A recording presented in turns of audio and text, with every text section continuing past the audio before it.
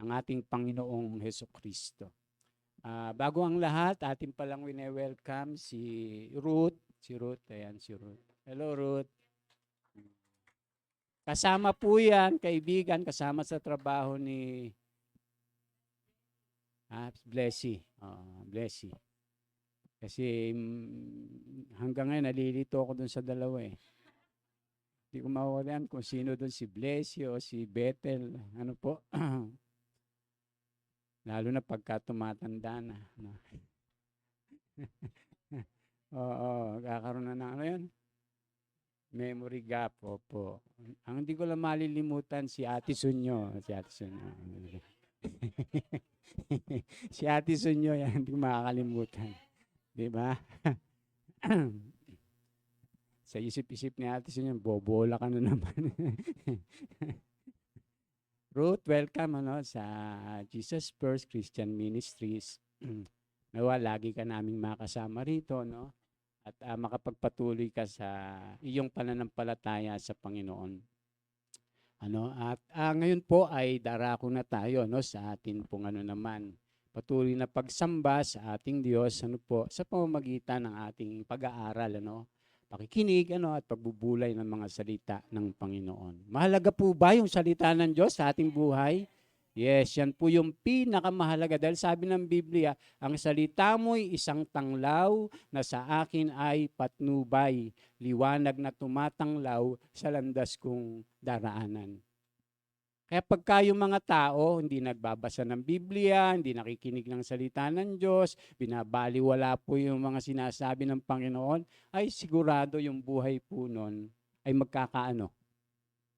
Liko-liko. Kasi yung salita lang naman ng Diyos yung tanglaw sa buhay natin . Wala nang iba . Kaya nga po sinabi ng Panginoon Jesus, ako ang ilaw ng sanlibutan. Kaya pagka si Kristo po yung sinusundan natin, tayo po nasa liwanag. Pag tayo po ay nakikinig sa salita ng ating Panginoon, namumuhay tayo sa liwanag, mga kapatid. At yung buhay po natin ay patuloy na nagliliwanag kasi nababago po tayo. Pero pag hindi nagbabago yung buhay natin, ay sa malamang baka hindi talaga tayo nakikinig ng salita ng Diyos. O kaya naman nakikinig tayo, hindi natin isinasagawa. Kasi yung sumusunod lamang yung nakakalakad sa liwanag. Yun po yung malinaw. Kaya ito po yung ating tatalakayin. Ayan, baka sabihin niyo naman, Pastor, di ba nung nakaraan yan din yan? Ang pamagat po nun ay pagbabago.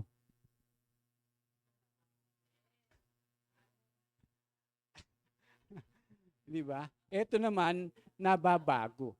Kailangan ipagpatuloy po natin, yung ating pong mga natututunan, katulad ng napag-aralan natin nung linggo na pagbabago, Siyempre, napakahalagang maintindihan natin na tayo po ay kinakailangan patuloy pang nababago. Kung paanong tayo po ay merong pagbabago, pero dapat patuloy po yan nangyayari sa ating mga buhay. Marami pa po bang dapat nababago sa atin? Yun, habang buhay daw, sabi ni Ate, talagang ako na makakalimutan. Timayla, Kaya kinakailangan po, nakikita po yun sa ating buhay. Na tayo patuloy na nababago. Ayan. Bakit nandiyan na tayo kaagad? Yan po ba yung sinabi ng salita? Balik mo nga uli. Yun talaga. Okay. Sige po. Ayan. Babasahin po natin to na atin pong teksto at dito po natin kukunin yung patuloy na ating pag-aaralan tungkol po dito sa ating tatalakayin na nababago. Sabi po diyan sa Ephesians 4:14 hanggang 15 sabi diyan, Ano ang ibig sabihin ng umakyat siya? Ang ibig sabihin niyan ay bumaba muna siya sa mga kailalimang bahagi ng lupa. Actually, ang tinutukoy niyang kailaliman ay ito. Ito po, yung ilalim ng langit, yung kailaliman. Ano po? Kasi dito siya bumaba, mga kapatid, 'di ba? Sa lupa. Sabi diyan, ang bumaba ay siya ring namang umakyat sa kaitaasan ng kalangitan upang mapuno ng kanyang presensya ang lahat ng nilikha. At binigyan niya ang ilan ng kaloob upang maging mga apostol, ang iba na may propeta, ang iba'y ibanghilista, at ang iba'y pastor at guro. Ginawa niya ito upang ihanda sa paglilingkod ang lahat ng mga banal para sa ikatitibay ng katawan ni Kristo, ang iglesia. Ito, basahin natin itong verse 13 hanggang 15, pababa. 1, 2, 3. Hanggang makamta natin ang isang pananampalataya at pagkakilala sa anak ng Diyos at maging ganap ang ating pagkatao ayon sa pagiging ganap ni Kristo. Nang sa gayon, hindi tayo magiging tulad sa mga batang madaling matangay ng sari-saring aral. Hindi na tayo maililigaw ng mga taong ang hangad ay dalhin tayo sa kamalian sa pamamagitan ng kanilang katusuhan at panlilinlang. Sa halip, sa pamamagitan ng pagsasalita ng katotohanan sa diwa ng pag-ibig, tayo dapat maging lubos na katulad ni Kristo na siyang ulo nating lahat. Kita niyo po, no? Ilang beses binibigyang pansin diin ni Apostol Pablo na sabi diyan, at maging ganap ang ating pagkatao ayon sa pagiging ganap ni Kristo. O dapat po ba tayo maging ganap? Yun po yung sabi ayon sa pagiging ganap ni Kristo. Kaya kung ano po si Kristo, dapat ay nagiging gayon din po tayo. Kaya yung mga mananampalataya o yung Kristiyano, hindi pwedeng hindi nagbabago. Dapat nababago po tayo lahat, mga kapatid. At patuloy na binabago at nababago ng ating Panginoon. Ay pag hindi po tayo nababago o nagbabago, ay matigas ang natin. Ulo. Bakit? Ayaw natin sumunod. Ayaw natin sumunod. Yun yung danger, mga kapatid. Pag tayo po, sinasabi natin na tayo'y mga mananampalataya, Kristiyano, pero hindi naman tayo nababago. Parang dinadaya natin yung ating mga sarili. Kaya nga sabi, huwag tayong maging tagapakinig lamang ng salita. Na parang katulad na tayo ng humarap sa salamin, na makita natin yung ating sarili ay nalilimutan na agad. Sa halip tayo maging taga-gawa, taga-sunod, taga-ganap. Kasi ang tinatanggap ng Diyos, mga kapatid, ay hindi yung nakikinig lang, kundi yung sumusunod. Mga kapatid, makikita po yung buhay ng Panginoon sa atin pag tayo po ay sumusunod sa Kanya.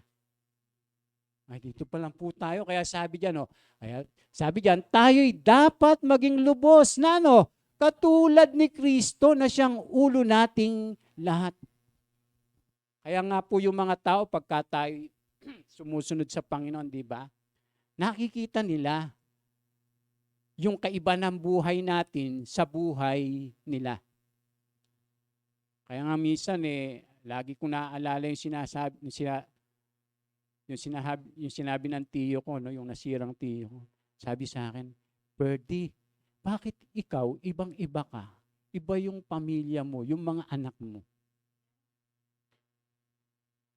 Yun ang yung po yung sinabi, bakit sa lahat ng espiritu, naiiba ka? Ikaw yung mabuting espiritu. Di ba? Sinabi po yan ng mga tiyo ko. Kaya lang mga tiyo ko, mga wala na. Pero sinesharean ko po yan. Alam niyo po ang sikreto ko, sabi ko sa kanya, ang Panginoong Yesus. Kung gusto niyo, sumama kayo sa akin. Sa linggo, sabi ko, sinesharean ko sila. Makinig po kayo, at dumalo sa mga pagsamba. Sasabihin sa akin, ay, naku, pag linggo, busy ako eh. Di ba, sasabihin ganun. Ano? Meron akong, meeting. Ay, ano meeting? Hindi, meeting, mag-iinuman lang. Okay, sa sabungan. Di ba? Pagka ang tao po, no, ay hindi talaga makikinig, hindi bubuksan yung isip, puso, ano, bagaman yung tao, inuusig yan ng Espiritu Santo. Opo, yung Espiritu Santo naandito. Tapos yung tao, inuusig niya. Mga kapatid, tuloy ka, Brad. Ayan. Ayan. Brad, anong pangalan mo? Camiel. Oh, tama-tama si Camiel. Camiel, ito. Ah, Camiel po. Welcome ka, Brad, sa Jesus First Christian Ministries. Ayan, kasama rin, kakilala mo rin yan? Ruth? Si Blessy naman. Ayun, yung kanina, Blessy din. Oo. Wala si Bethel kasi, no? Puro si Blessy pala. Ano po? Welcome, Camiel. Welcome. Welcome. At saka si Ayan. So, ito po yung ating ibig sabihin doon sa ating binasa. Sa mga talatang ito, para sa mga Kristiyano sa Efeso at sa ating din naman na mga Kristiyano sa bawat panahon, inilatag ni Apostol Pablo ang sukat na maging mithiin at layunin ng buhay dito sa mundo. Ito ay ang mga sumusunod. So, meron tayong mithiin, di ba? Bilang mga mananampalataya, meron tayong layunin. Hindi yung basta tayo, basta pastor, nanampalataya na ako. Ay, hindi po ganun mga kapatid. Meron tayong mithiin bilang mga mananampalataya at layunin sa ating buhay Kristiyano. Anong sabi diyan? Maging ganap ang ating pagkatao ayon sa pagiging ganap ni Kristo. Maging lubos na katulad ni Kristo, siyang ulo nating lahat. Di ba? Ganyan pala, pastor? Yes. Kaya pagka talagang yung tao, kahit na Kristiyano, hindi talaga pag-aaralang mabuti yung salita ng Diyos, ay hindi natin maunawaan mabuti yung buhay Kristiyano. Yun ngang nag-a-attend na tayo dito, di ba? Pupunta na tayo dito. Yung iba na nasisilat. Yung iba na nawawalay. Paano pa kaya? Di ka na nag-church, di ka nakikinig, binabaliwala mo yung mga salita ng Diyos. Samantalang si Judas nga, ang Panginoong Hesus pang kasama, personal. Ang Panginoong Hesus mismo ang kasama niya, personal, kausap niya, naaakbayan niya ang Panginoong Hesus, naaakbayan siya ng Panginoong Hesus. Judas, di ba ganon? Okay ka lang ba? Sabi ni Judas, okay lang ako. Pero yung pala naman, di ba? Anong ginawa niya? Ang Panginoong Yesus na yan, ha? Ang kasama niya. Tanungin ko po kayo, ang Panginoong Yesus ba ay kasama natin? Sa panong paraan? Ha? Dahil sa banal na Espiritu. Kaya sabi ng Panginoong Yesus, hindi kita iniiwan, pinababayaan man. Pero ang Panginoong Yesus naandun sa kanan ng Diyos. Pero pinadala niya yung banal na Espiritu. Ang mahirap pag hindi tayo nakikinig dun sa banal na Espiritu. Tingnan niyo po. Halimbawa, nangangaral po yung lingkod ng Panginoon. Tapos nakikinig kayo. Tapos binabaliwala nyo. Ay, tinitigasan natin ang ating puso. Pagkat sabi ng salita ng Diyos, kaya nga kapag narinig ninyo ang tinig ng Diyos, huwag niyong patigasin ang inyong puso. Yun po yung sinasabi ng salita. Kaya ang Panginoon, ay kasama natin sa pamamagitan ng banal na Espiritu. Ang problema ay kasama natin yung banal na Espiritu kung hindi naman tayo nakikinig. baliwala. Kaya sabi diyan, ito yung hayag na itinakdang layunin ng Diyos para sa ating nakipag-isa sa Panginoong Hesus. Nais niya tayong maitulad sa kanyang anak na tangi, hindi sa kabilang buhay, kundi sa ngayong buhay. Hindi sa langit at bagong daigdig, kundi sa kasalukuyang daigdig, sa gitna ng magulong mundo at mahirap na buhay. Ang lahat ng kanyang ginagawa sa atin at lahat ng tinuturo sa atin ay tungo sa ganitong adhikain. Bakit kung gayon, may nababago at may hindi nababago? Sino lamang ang nababago ng Diyos tungo sa ganitong layunin? Atin pong itong suriin at ilapat sa ating mga sarili kung tayo nga ba ay nababago na ng Panginoon. Bakit po? O sino nga lamang ba ang mga taong nababago ng Diyos? Una po, sabi diyan, nababago ng Diyos ang mga taong nakipag-isang totoo sa Panginoong Hesus. Yung nakipag-isang totoo sa Panginoong Hesus, yun po yung nababago niya. Mga kapatid, pag talagang totoong nakipag-isa ka na, kaya ka nga nakipag-isa di ba? Parang yung nakipag-isang dibdib sa kanyang mapapangasawa. Na kung saan igagalang nila yung isa't isa, di ba? Mamahalin nila yung isa't isa, nangangako po sila sa isa't isa. Nakipag-isa ka Kaya po yung bagong tipan, tinawag na bagong tipan. Bakit? Nakipag-isa ka. Nakipagtipan ka. Para maunawaan po natin. Kaya merong lumang tipan. Ang Diyos nakipagtipan saan? Sa Israel. Mga kapatid. Ngayon, sino yung bagong Israel ngayon? Tayo, yung church. Yung mga mananampalataya. Kaya yung mga mananampalataya, kung nakipag-isa ka sa Panginoon, nakipagtipan ka. Ganun po yun. Kaya sino mang nakipag-isa sa Kanya ay bago ng nilalang. So yun ang tingin ng Diyos sa atin ngayon. Dapat bago na tayong nilalang. Anong gagawin natin? Dapat bago na. Nababago na tayo. Bago na nga tayong nilalang Mga kapatid. Kaya gagawin po natin kung ano po yung ating tipan sa Diyos.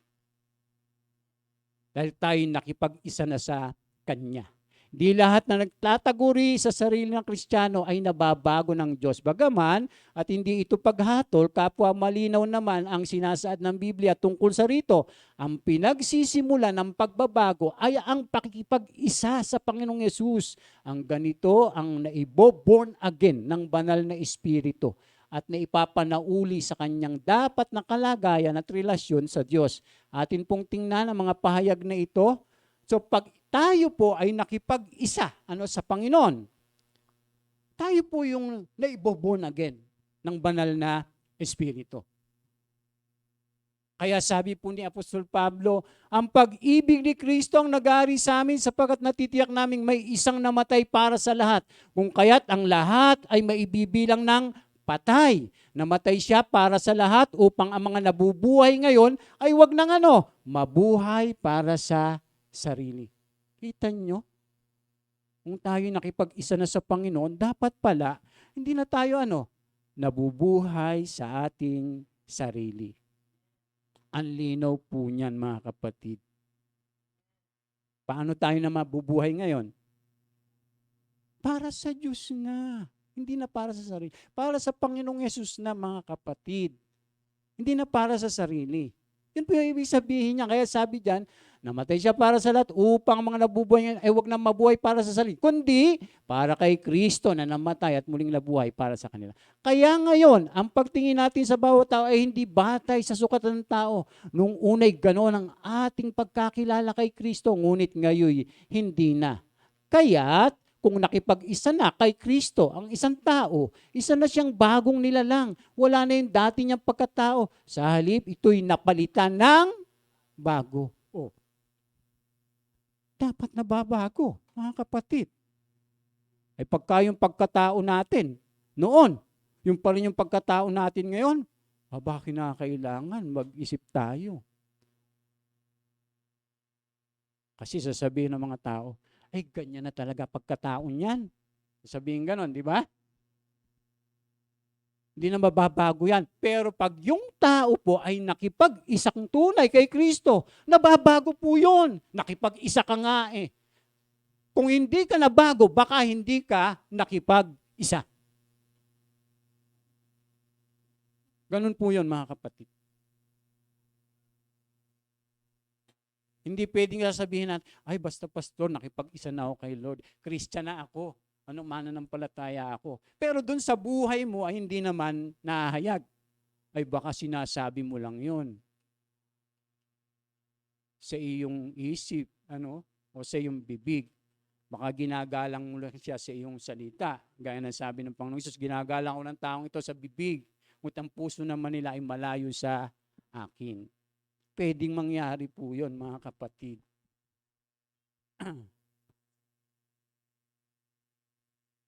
Alam niyo po, hindi lahat ng nasa church makakapasok sa langit. Wala naman dito nun. Di ba?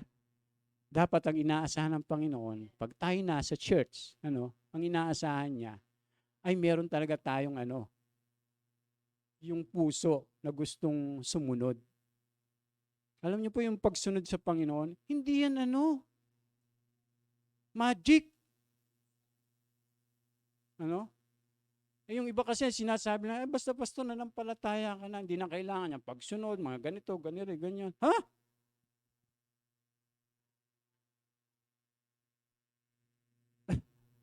Ganon? Ba't pa tayo mag-church?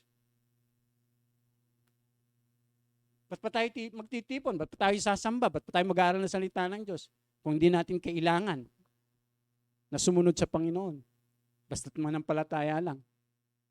Hindi, ang sabi manampalataya lang. Yung binasa mo yun. Paano yung ibang sinasabi, tinuturo ng mga apostol? Kailangan nating pagbanggain, balansehin. Mga kapatid, kaya nga sabi ng Panginoon, hindi lahat ng tumatawag ng Panginoon, maliligtas eh. Baka sabihin nyo, hindi na nampalataya yon? Ba't naman tatawag yun sa Panginoon kung hindi na nampalataya? Ang sabi ng Panginoon, di ba? Dadating ang araw, sasabihin nila, Panginoon, nangaral po kami, nagturo po kami, nagpahayag po kami sa inyong pangalan. Nagmi-ministry pa nga yun eh. Pero sasabihin ng Panginoon sa kanila, lumayo kayo sa akin, hindi ko kayo nakikilala. Kayong mapaggawa ng masama. Anong ginagawa nila? Gumagawa ng masama. Pero, tumatawag sila sa Panginoon.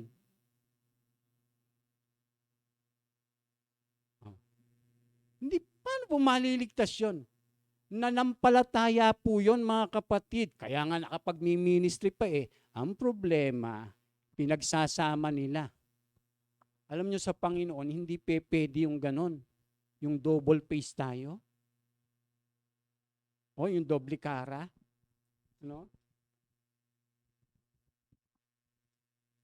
Magsasalita ka ng, ganito sa kabila, I pray will. Hindi ko na. Tapos and what? Diba? Hindi pwede yung doble cara sa Panginoon. Kaya sabi ng Panginoon, hindi tayo pwedeng maglingkod sa dalawang Panginoon. Iibigin mo yung isa, di ba? Kamumuhian mo yung isa.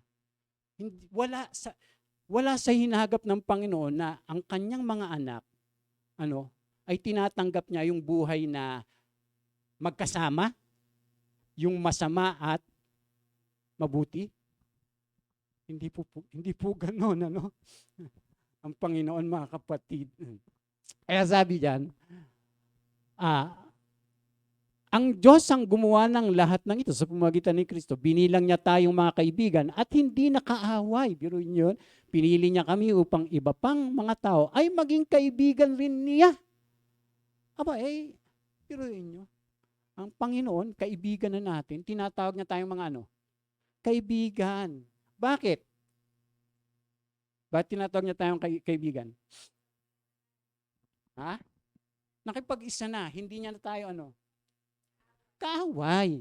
Noon, kaaway natin siya. Inaaway natin siya. Bakit? Kasi nilalabag natin yung kanyang kalooban. Ginagawa natin yung mga gusto natin. So nakikipag-away tayo sa kanya. Mananalo ba tayo sa Diyos?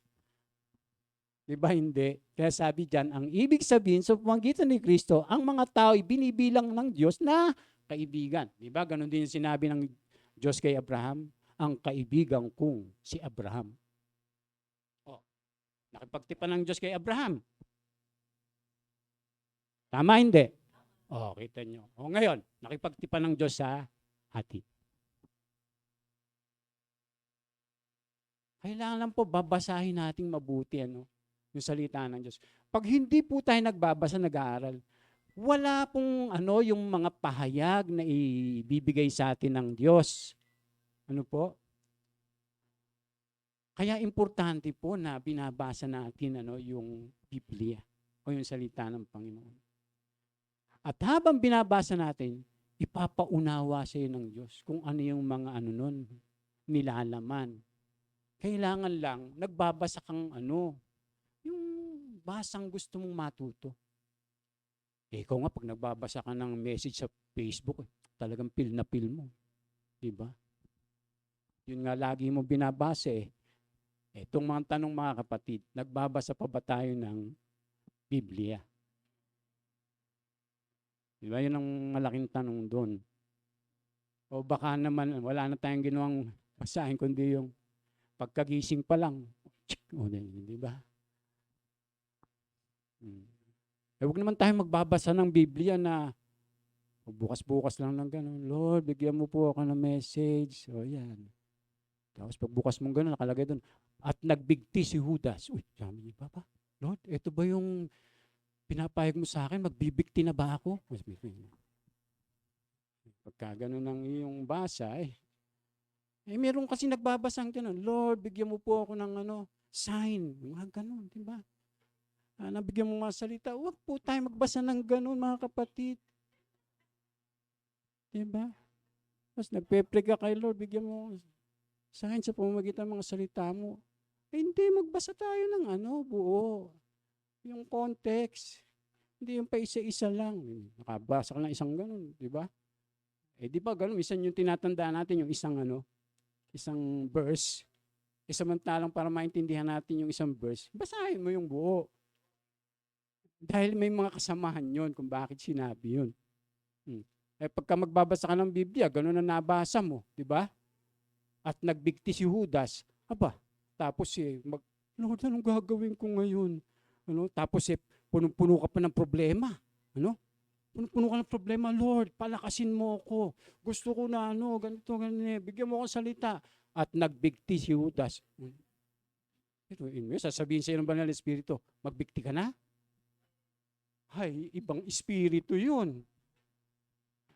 Mga kapatid, sister. Kaya sabi po dyan, sino yung nababago? Ang nagtuturing o nagbibilang sa sarili na siya ay namatay na sa dating pagkatao sa pagkalipi kay Adan. O diba? Lipi tayo ni Adan. Pero, nung tayo'y nakipag-isa kay Kristo, diba? Saan na tayo nalipi? Sa mga anak ng Diyos.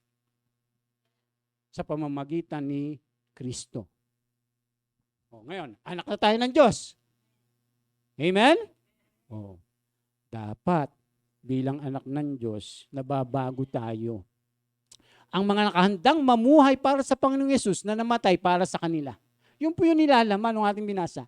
Ang mga nakipag-isa sa Panginoong Yesus, ito ang totoong nanampalataya na sa Kanya. Sila ay mga bago ng nilalang sa mata ng Diyos na pinagkasalahan.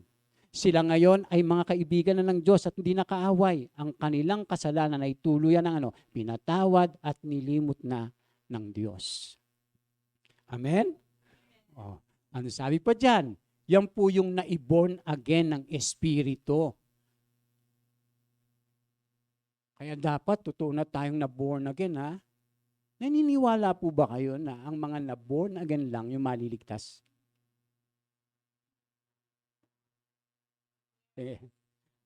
Critical po ito, mga kapatid. Sino yung maliligtas? Sige. Sino ba yung maliligtas? Yung mga na-born again. Pero yung mga na-born again na totoo. Tingnan nyo po ha, babasahin natin. Babasahin po natin. Hindi po tayo o ako ang nagsabi na yung mga maliligtas ay yung mga na-born again. Tingnan nyo po. Oh. Sumagot si Jesus, pakatandaan mo, malibang ipanganak na muli ang isang tao, hindi niya makikita ang paghahari ng Diyos. Kita nyo? Malibang ang tao ay ma-born again, sabi, hindi niya makikita ang paghahari ng Diyos. Oh, tutuloy natin. Paano may papanganak na muli ang isang tao? Taong matanda na, makapapasok pa ba siya sa sinapupunan ng kanyang ina para muling isilang? Tanong ni Nicodemo. Sagot naman ni Jesus. Ito sagot ng Panginoong Jesus. Pakatandaan mo, malibang ang isang tao ay panganak sa pamamagitan ng tubig at ng Espiritu, hindi ito makakapasok sa kaharian ng Diyos. O, sino po yung makakapasok sa kaharian ng Diyos? Yung mga na-born again. Mga kapatid, ganun lang kasimple. Sa lagay, pastor, yung mga hindi born again, hindi makakapasok sa langit? Yes!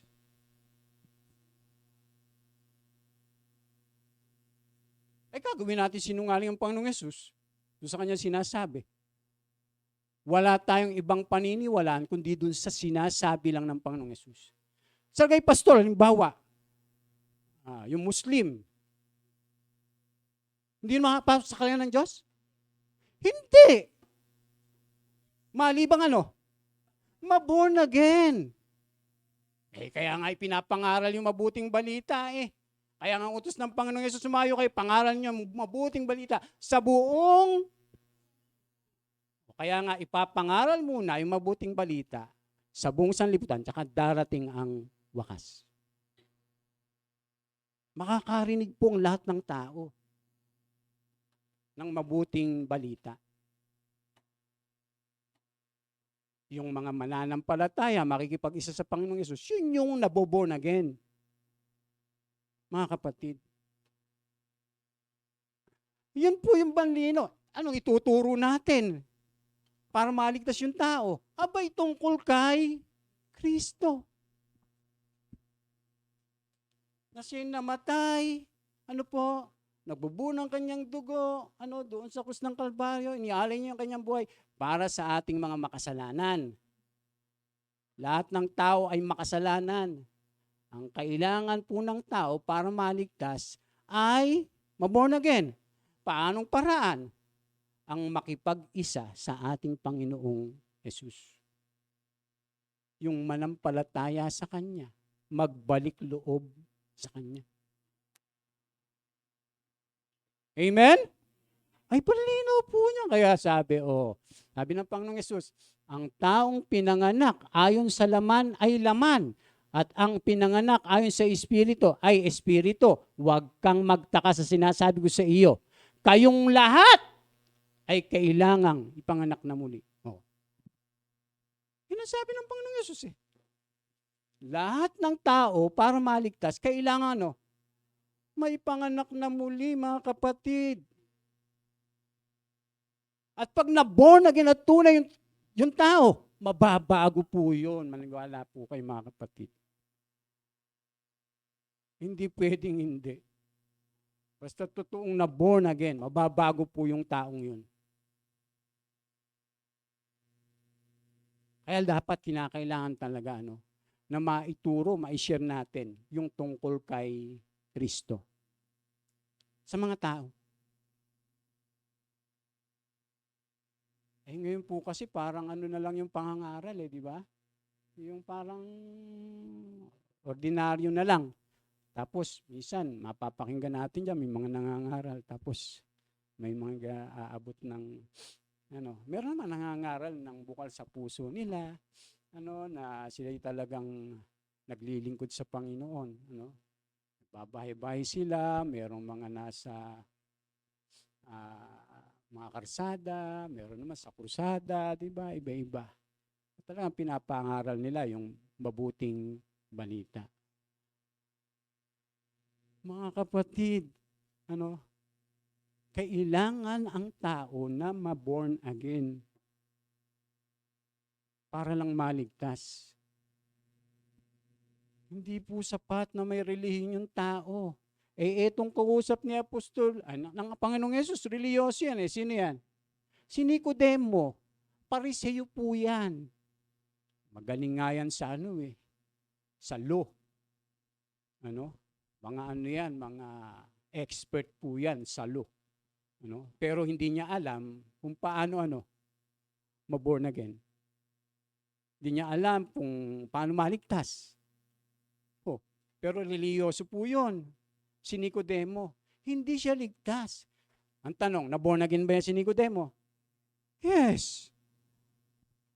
Nung namatay nga yata ang Panginoong Yesus, di ba yan ang naglibing eh. Tama ba? At saka si Simeon. Di ba?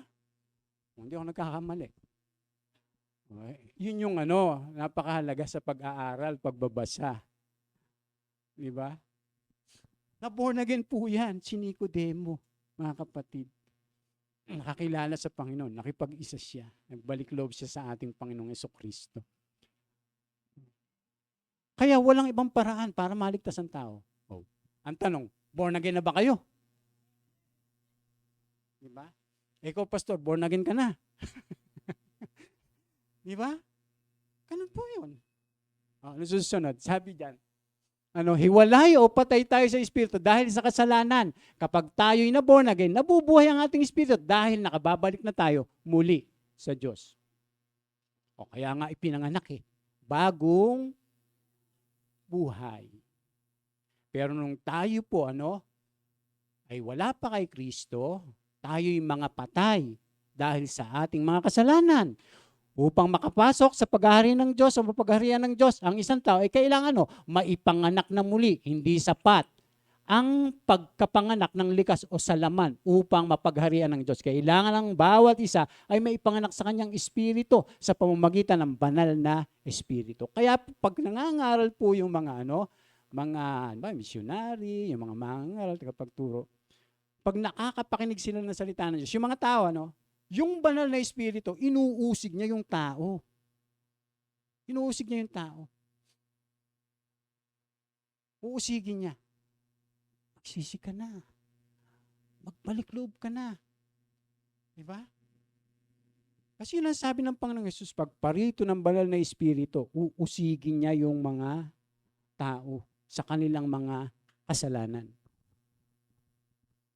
Ang mabigat, pag matigas, o nagmamatigas yung tao. Kaya pagka ikay di ba? Pag ikay nagpakumbaba sa Panginoon, nagpasakop ka, di ba? Yun ang simula. Sa ganitong paraan, ang Diyos, binubuhay tayong muli sa Kanya, ang bawat na ibo-born again ay nabubuhay pa rin sa likas sa laman. Nabubuhay pa rin tayo sa likas sa laman. Ibig sabihin, nasa laman pa rin tayo. Ngunit, hindi nabubuhay sa sarili.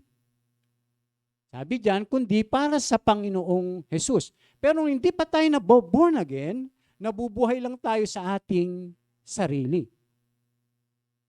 Pero pag tayo born again, mabubuhay na tayo para sa ating Panginoon. Di ba? Malaki kaibahan. Nung di pa tayo born again, ito yung kasalanan. Di ba? Ito pa. Kung nasan yung kasalanan, nung na-born again ka, eto ka na. Ito yung kasalanan. At saka magpunta, sunod-sunod yung kasalanan.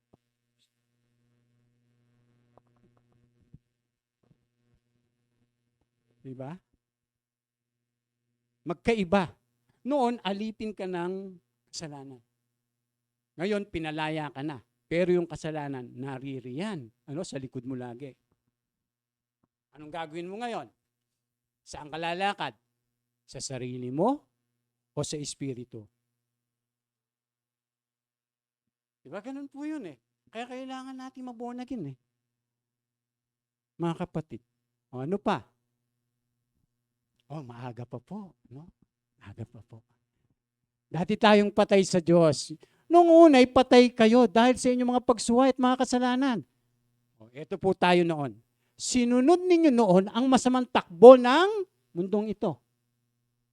At napailalim kayo saan? Sa prinsipe ng kasamaan, ng espiritu na naghahari sa mga taong ayaw pasakop sa Diyos.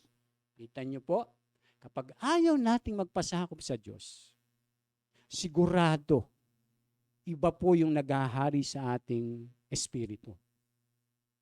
Hindi yung espiritu ng Diyos. Kasi ang sabi, ang totoo, tayong lahat ay dati ring namumuhay ayon sa ating laman at sumusunod sa masamang hilig ng katawan at pag-iisip. Kaya't sa ating likas na kalagayan, kabilang tayo sa mga taong kinapupuutan ng Diyos. Subalit, tingnan niyo po ang kausap niya, yung mga na-born again mga naligtas na. Subalit, napakasaganang habag ng Diyos at napakadakila ng pag-ibig niya sa atin. Tayo'y binuhay niyang kasama ni Kristo. O kaya pala, nabuhay na tayo. Dati mga tayo? Patay. Ayun ma'am, linaw. Nung unay, patay kayo. Kaya, ang tingin sa atin ng Diyos noon, wala pa tayo kay Kristo, zombie. Spiritual zombie. Pero ngayon, praise the Lord, tayo po'y nabuhay na kasi sabi, subalit napakasagana ng habag ng Diyos at napakadakila ng pag-ibig niya sa atin. Tayo binuhay niyang kasama ni Kristo. Nung tayo mga patay pa dahil sa ating pagsuway, naligtas nga kayo dahil sa kanya kagandahang loob, dahil sa ating pakikipag-isa kay Kristo Jesus, tayo muling binuhay na kasama niya upang mamunong kasama niya sa kalangitan. Pero inyo po yun, meron pala tayong ganong kalagayan. Na dapat pala yung mga Kristiyano, yung mga mananampalataya, dahil sabi diyan, upang mamunong kasama niya sa kalangitan, abay dapat po pala yung mga Kristiyano pinangahawakan to Pero mo, binigyan ka ng karapatan na mamuno. Sabi pong ganon. Kaya dapat yung mga Kristiyano, talagang yung mga demonyo, tumatalilis si Satanas, lumalayo Kaya sabi pala ng salita ng Diyos, pasakop kayo sa Diyos, labanan niyo ang dyablo, at siya lalayo sa inyo. Ang mahirap pag hindi tayo nagpapasakop sa Diyos. Ang mahirap kapag kayong demonyo o yung dyablo, ay ating nakikipagkaibigan ka pa sa kanya. Nakikipaghawak kamay ka. Diba? Tapos kakantahin mo pa yung hawak kamay. Diba? Paano ka naman makakasunod sa Panginoon kung nakikipaghawak kamay ka sa dyablo, sa demonyo? Dapat ang kahawak kamay mo ay si Kristo. Diba? Kaya sabi niya, hindi kita iiwan. Edi, makipaghawak kamay ka na sa Panginoon. Pero pag ayaw mo kay Lord, diba? Siyempre, may pagkakataon ng masama. Teka, ayaw niya kay Lord, tayo na lang. Diba? Ay, ganun po kasimple mga kapatid. Para maunawaan natin.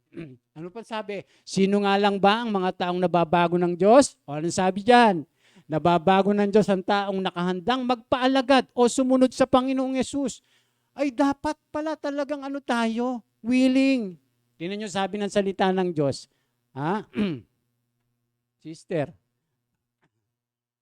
alagad ang tawag sa mga mananampalataya. Ito ang napakahalagang maunawa dahil na rin sa pamamayani na makabagong paniniwalang maaring maging Kristiyano kahit hindi naman handang maging alagad ng Panginoong Yesus. Ating aralin ang pakahulugan ng Panginoong Yesus sa salitang ito. Di po ba yung mga alagad, unang tinawag na Kristiyano? Doon sa Antioquia. Sabi ng Biblia. At ang mga alagad ay unang tinawag na Kristiyano. Yung iba, ang pagkaunawa, basta naging Kristiyano ka. Hindi na kailangan maging alagad. Tinawag silang Kristiyano. Pero, yung mga taong yon, yung unang mga sumunod sa Panginoon, ang tawag sa kanila, alagad. Kaya hindi pwedeng sasabihin natin na Kristiyano tayo, pero ayaw nating maging alagad ng Panginoong Yesus. Kaya sabi po ng Biblia, di ba, sabi diyan, sino lamang yung tunay na alagad? Sinabi ni Jesus sa kanyang mga alagad, ang sino mang nagnanais na, sumunod sa akin. Ay dapat pala talaga meron tayong desire na sumunod.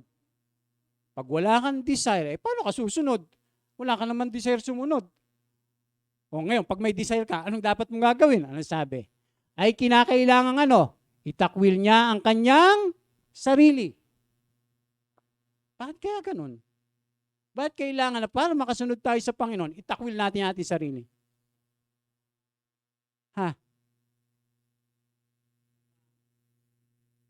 Ang hirap kalaban ng sarili. Kaya ang sabi ng Panginoon, sa ibang translation pa nga, ang sino mang ibig sumunod sa akin, kalimutan niya ang ukol sa kanyang sarili. Dito, mas matindi.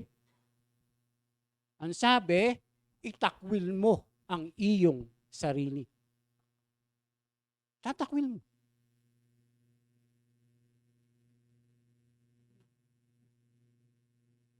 Kailangan itakwil natin ang ating sarili.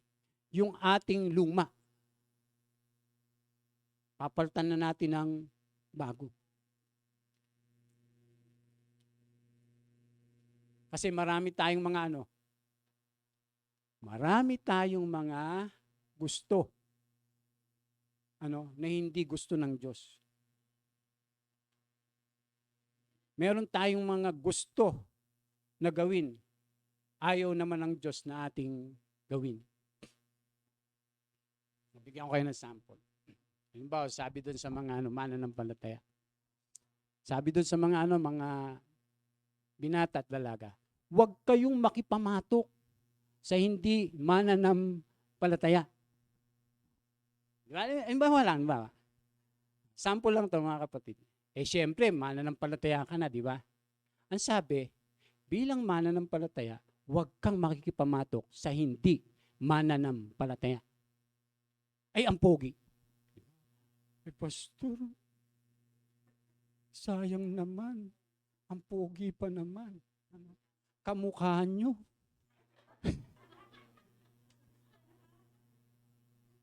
Diba? Hindi matanggap. Hindi matanggap ni Sister Maribel.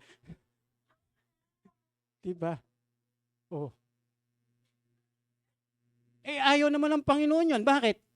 Hindi nga mananampalataya Nagbabase ka lang saan? Sa itsura. Ang Panginoon hindi nagbabase sa ganun. Nagbabase siya doon sa sinasabi niya. Kasi kaya niya sinabi yon, mas makabubuti yun sa'yo. Di ba? Simple lang yon. Tapos pagdadasal mo pa, Lord, eto na talaga, pinagdadasal ko siya. Bigyan mo ako ng sign. Habang naglalakad ako, tapos tumumba sa yung signboard, ang laki. Lord, eto na ba yung sign? Di ba? Yeah.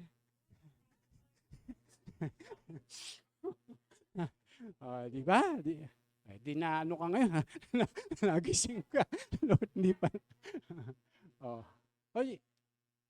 Kita nyo na, simple lang yon. Ay mga kapatid, napakahalaga po talaga na yung salita ng Diyos, ating basahin mabuti, unawaing mabuti, at malalaman nyo kung ano yung kalooban ng Diyos. Dito pa lamang po, ang sino mang ibig sumunod sa akin, kinakailangan itakwil niya ang kanyang sarili. Tapos pasanin niya ang kanyang krus. Ano yung ganon? Ayun nga lang yung itakwil mo sarili mo, parang krus na yun sa iyo Bakit? Panghirap nun. Pero para makasunod tayo sa ating Panginoon, kailangan kalimutan natin ang ating sarili. Yung mawala ka sa sarili mo. Hindi po, mga kapatid. Kundi kung ano yung ayaw ng Diyos, tapos gusto mo, yung ganito, pero ayaw ng Diyos. Di ba? Pinagpipilitan mo. Lord, minsan lang naman to. Lord, okay lang naman siguro, no? Basta, pag-pray ko na lang sa'yo. Di ba yung ganon? Minsan yung ganon tayo, pinipilit natin yung atin. Pero ayaw ng Panginoon. O ngayon, ang gagawin ng Diyos, sige, bahala ka. Sumigi ka. Tapos, pag nagkaroon na ng konsekwensya, anong gagawin mo ngayon? Pastor, tulungan mo ako, Pastor. Sasabihin ka nun. Advisean mo naman ako, anong gagawin ko? Wala na akong magagawa dyan. Andyan na yan eh. O, di ba? Andyan na yan eh.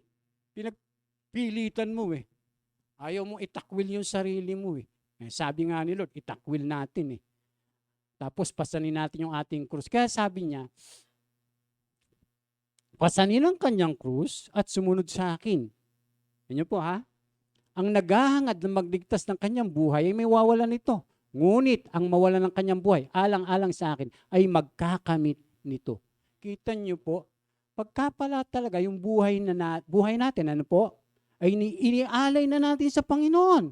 Di ba? Kasi sumusunod na tayo eh. Abay, magkakamit ka nun. Pero pagka ang sinunod mo ay yung sarili mo, ay mawawalan ka. Bakit? Pinagpipilitan mo yung iyong kalooban. Dahil gusto mo, ginagawa mo yung mga gusto mo, nais mo, yung kalooban mo, di ba? Siyempre, kaya ang sabi, kita nyo, sapagkat ano ba ang mapapala ng isang tao, makamtan man niya ang buong daigdig. Tingnan niyo po, ang mga tao. Di ba? Sa kagustuhang mapasaya yung kanyang sarili, gagawin niya yung lahat ng bagay. Dito saan? Sa mundo. Kaya sabi ng Panginoon, anong mapapala mo? Makamit mo man yung mundo. Kung mapapahamak naman ang iyong kaluluwa. Mga kapatid, akala nyo simple lang siya. Yan po yung ibig sabihin niya, magkakasama yan. Di ba? Yung iba gusto maging sikat, yaman, yung iba gusto makamtan yung lahat ng kalayawan. Ganun po yun mga kapatid. Kaya pag hindi mo isusuko yung sarili mo sa Diyos, hindi mo itatakwil, tapos ganito gagawin mo. Gusto mong kamtan itong ganito, maranasan yung ganito, gusto mong mangyari ito, di ba? Wag lang mga kapatid na tayo po ay lalabag sa kalooban ng Diyos. Hindi masamang, halimbawa, sumikat ka. Hindi masamang maging mayaman ka. Pero pagka iyon na, yung naging pangunahin, mga prioridad mo sa buhay, tapos hindi mo na ginagawa kung ano yung kalooban ng Panginoon, wala na. Malalayo tayo. Kaya nababago tayo mga kapatid kung katulad po nito. Ano pa po? Meron pa tayong 15 minutes. Sandali na lang po ha. Tama ba itong oras ko? Sabi po dyan, sino lamang yung tunay na alagad? Sinabi naman ni Jesus sa mga Hudyong naniniwala sa Kanya. Basa, yung nakadilaw. 1, 2, 3. Kung tinutupad ninyo ang aking aral, kayo nga'y tunay na mga alagad ko. Makikilala ninyo ang katotohanan at ang katotohanan ang magpapalaya sa inyo. Sino po yung tunay na alagad? Sino yung tunay na mga alagad? Yung tumutupad. Saan? Sa aral. Dapat, hindi na daw kailangan tuparin yung aral. Sabi ng iba, hindi na kailangan natin ang kautusan. Hindi yung kautusan pinag-uusapan natin. Yung aral ni Kristo. Eh yung iba kasi, basta hindi ka nagnanakaw, hindi ka nagsisinungaling, hindi ka nangangalunya, hindi ka nakikiapid, sasabihin ganon, okay na yon. Di ba? Basta't ginagawa mo daw yon, ay hindi po iyon. Kailangan ang ating sundan ay yung aral ng ating Panginoong Yesus. Hindi nagbabase ka lang dun saan? Kautusan. Alagad po tayo ni Kristo. Kaya kung ano yung turo ng ating Panginoong Yesus, yun yung dapat na ating isinasagawa. Kaya sabi pa dyan, di ba, ang alagad ay sumusunod sa Panginoon. Kaya kita nyo po, yung Great Commission, lumapit si Jesus at sinabi sa kanila, binigay na sa akin ang lahat ng kapangyarihan sa langit at sa lupa. Kaya't habang kayo'y humahayo, humahayo, dapat bang humahayo tayo? Yes, sabing gano'n, ano? Gawin ninyong alagad ko. Alagad daw nino? Ng Panginoong Yesus. Kaya hindi ko kayo mga alagad, mga kapatid. Alagad po tayo ng Panginoong Yesus. Tinuturo lang sa atin kung ano yung aral niya at turo. Kaya habang kayo humahayo, gawin ninyong alagad ko ang mga tao saan? Sa lahat ng bansa. Bautismuhan niyo sila sa ngalan ng Ama, ng Anak, ng Espiritu Santo. Tapos pagdating sa 20, ano sabi? Sabay-sabay, 1, 2, 3. Turuan ninyo silang sumunod sa lahat ng inuutos ko sa inyo. Tandaan ninyo, ako'y laging kasama ninyo hanggang sa katapusan ng panahon. Kita nyo? Laging kasama natin ang Panginoong Yesus. Pagka ginagawa natin yan. Mga kapatid, ano sabi? Turuan nyo silang sumunod. Saan? Sa lahat ng iniuutos ko sa inyo. Marami bang utos si Lord? Lalo na sa church. Yan yung mga alagad. Sumusunod sa Panginoon. Amen? Ayan, praise the Lord. Napagpala po ba tayo? Kaya nababago po tayo, mga kapatid. No? Nababago lang po tayo. Kapag kayong ating mga tinalakay ay sumasa atin. Pag ating ginagawa. Kaya nakikita po yung buhay ng Panginoon sa buhay natin. Pag siya yung sinusundan. At sumusunod tayo sa ating Panginoon Kristo. Amen po, mga kapatid. Palakpakan po natin ang ating Diyos. Maraming salamat po. Pagpalain po tayo ng